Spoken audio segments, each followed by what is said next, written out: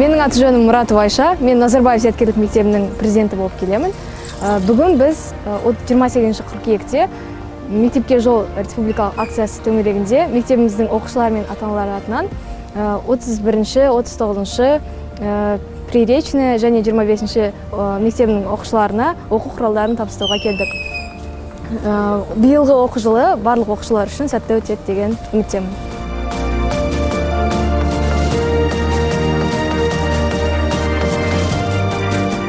Здравствуйте, меня зовут Букенова Аружан, и я являюсь министром по координации школьных проектов.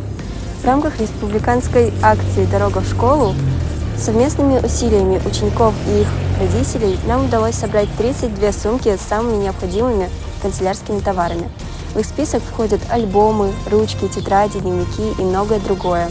Мы надеемся, что данная социальная акция поможет нам, и в будущем мы также сможем продвигать ее.